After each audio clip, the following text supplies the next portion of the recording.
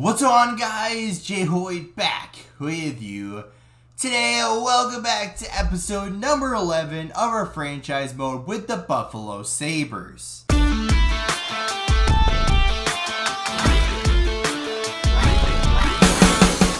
We are back here at the start of the off season, and we are 4 videos deep on the day so far. So bear with me with my voice. I'm trying not to overdo it, but I want to get these videos done and out for you guys. So we are here at the start of the offseason, at the start of the entry-level draft, and the Colorado Avalanche and the Rochester Americans, so our AHL team, were the champions of the AHL. So that is good. We did send down as many players as we could for that run. But we have an interesting spot, right? We have a team that is full of talent, that is doing quite terribly. So we got to shape the team a little bit differently entering into this next season. And starting with some players on the trade block. So we have Igor Sharangovich, which has been a fourth line player for us. He's been okay, but realistically making $1.75 million,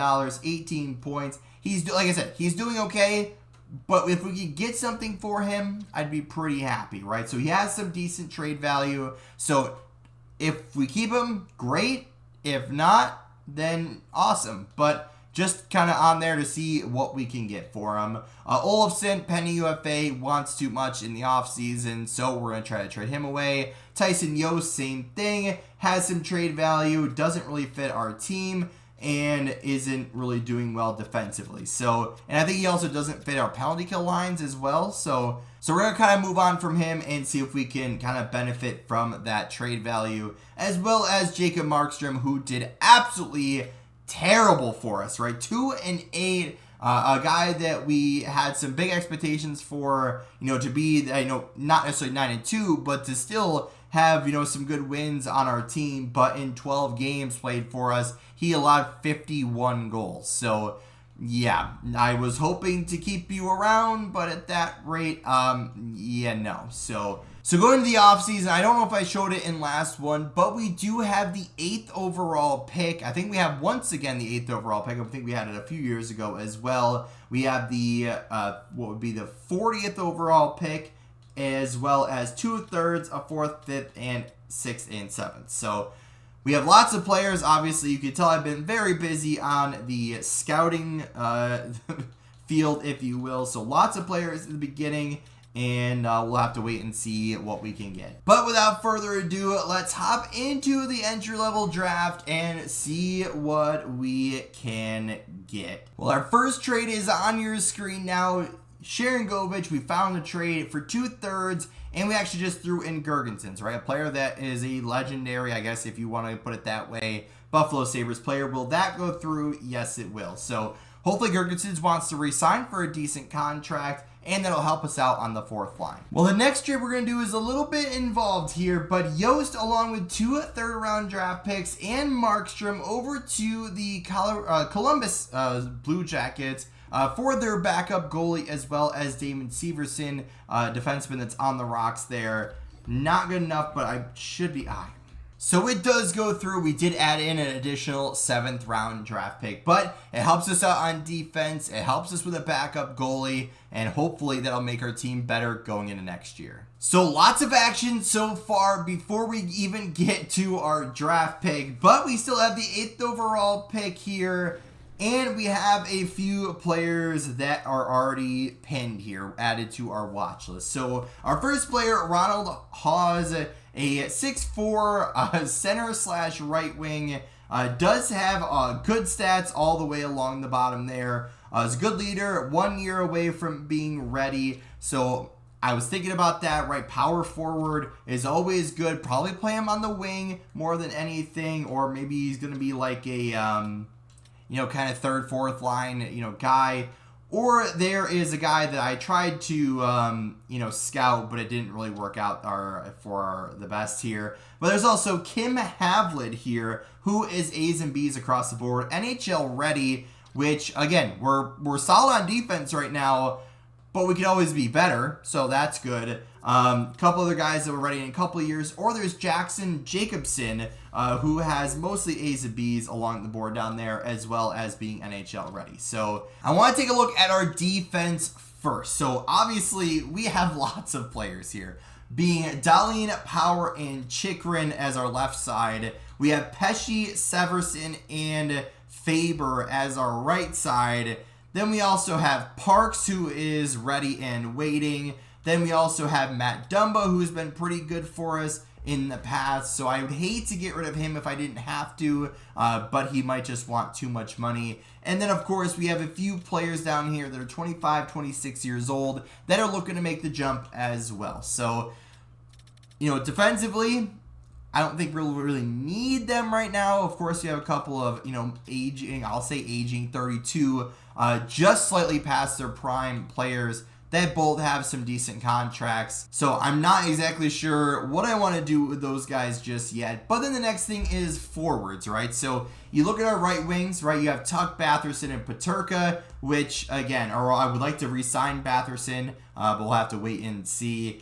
Then you have left wings that are solid with our three younger players there. And then centers are good down the board here, right? So Thompson, Middlestat, Cousins. We have Gergenson's ready to be re-signed. And then we have Savoy that needs a spot up in the NHL desperately. So, I'm not exactly 100% sure what I want to do yet. But, yeah, we have some big decisions to make here. So, do we want to go with a defenseman who we may not need, but could be a really good option for us and arguably is the best out of the three, kind of options? Do we want to go with a center power forward that can also play right wing that is a year or two from the NHL? Or do we want a left wing who is, a small, speedy guy, has a hard wrist shot, and a good leader that is apparently NHL ready? This is the hard part about franchise mode, is you don't know what you want to do because you seem fine on defense,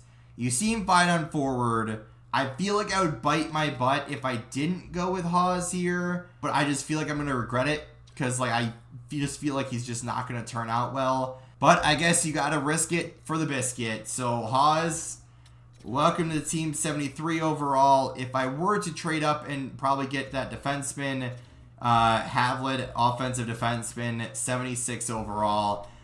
I kind of wish I would have grabbed him, but at the same time, you gotta pick one of them, right? And I think, no, that's not the other guy.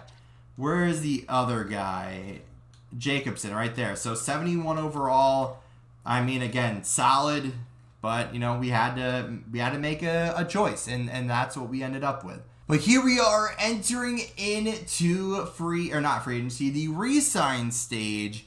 And we have a little bit of work to do. So right now we have $13 million in cap space and some big question marks. Not necessarily so big, but Gergensen basically wants nothing. We'll worry about the AHL players here in a second. But Krebs, we'll give you a qualifying offer and then kind of see what you want. So $5 or so million. I'd like for that to come down a little bit. So we're going to hold on for just a little bit.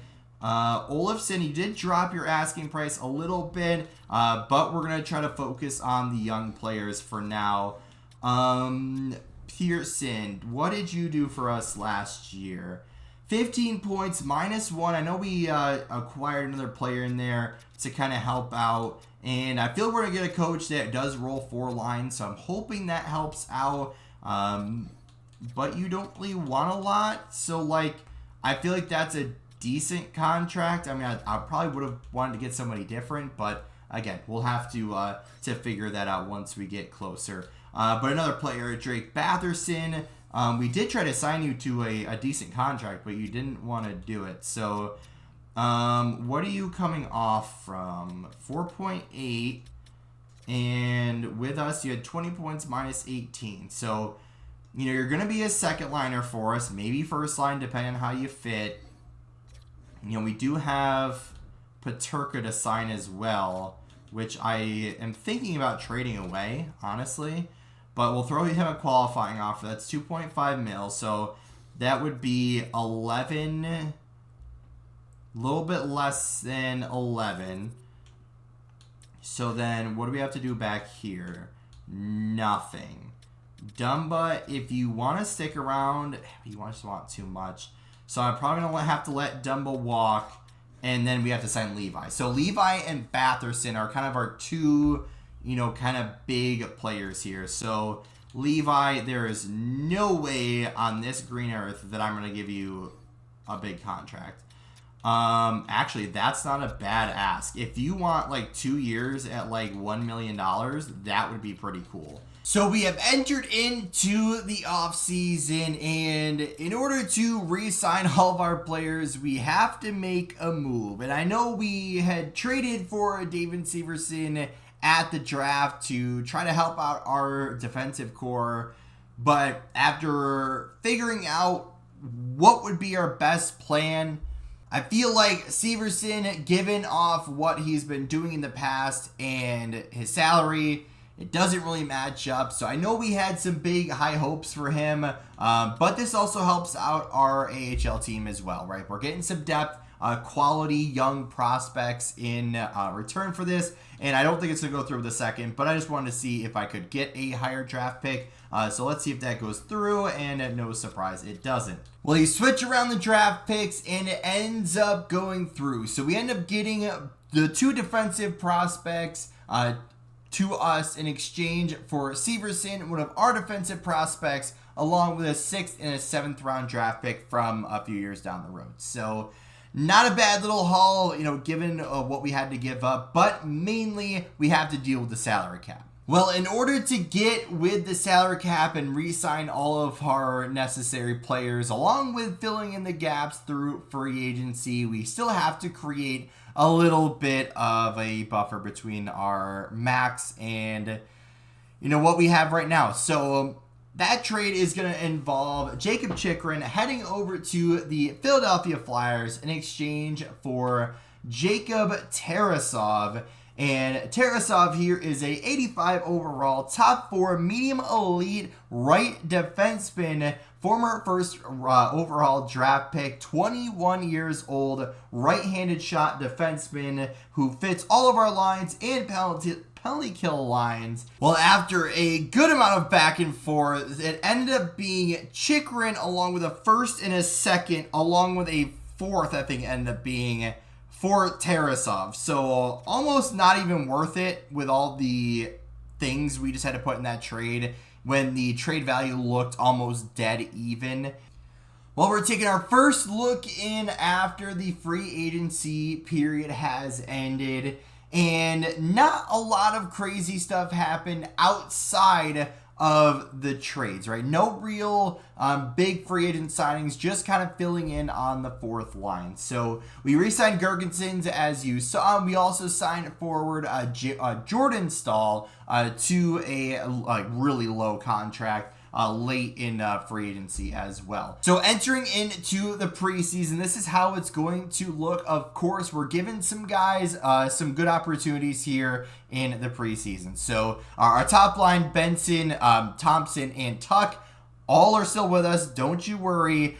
They are down the AHL currently, just so we can get some guys playing and into the lineup. So Krebs is looking to have a big year this year. Cousins needs a big rebound year this year because last year he was not great. I mean, he turned it around a little bit towards the end, but for what we expect from a 86 overall centerman who has good young potential and is listed as a 2nd line player, he started out terribly. But we do have Casey Milstead will be starting on the 2nd line. He has proven that he can be a 2nd line centerman, but just hasn't, been in that role because of Cousins. So we might even flip-flop those guys and just kind of, go with the flow here. But Batherson, we were able to re-sign. I think it's 4 years at $7 million. Tried to get it a little bit lower than that, but he just was not having it. Peterka, we re-signed $2.5 million 1 year. Kulik is up here. We have a couple of young guys filling in here as well. Ostlund. We have Savoy up here. This will be a big kind of test for him up here in the NHL. Then we have a couple of guys to fill in on the 4th line. Some younger guys looking to get a shout in the preseason. Defensively, we have Power and Tarasov. Again, we still have Dahlin and Pesce. We're just kind of, again, giving guys some shots. Then we also have Francisco Parks, one of our first draft picks in the franchise mode. Has been doing really well in the AHL and at 84 overall. It's time to give him a look at the big club. But he's going to be on the second line with Brock Faber. And then we have a pair of defensemen down there, Korchek and Novitkov. And one player you may be wondering where he is, and that's going to be, I think it was Reese Johnson, who was our first round pick before we took over in the franchise mode. He did not want to re-sign with us, kept denying our offers, wanted to give him a 2-way contract 1 year for somewhat low of a contract. He just was not having it. Entered into free agency, and he ended up getting a qualifying offer from another team for like $1.5 million. And I said, absolutely not. You have not proved it at all. And especially given that he probably was either going to be third line in the NHL or top line in the AHL, I just didn't really feel like that was justified. So those two guys are sitting there on the third line.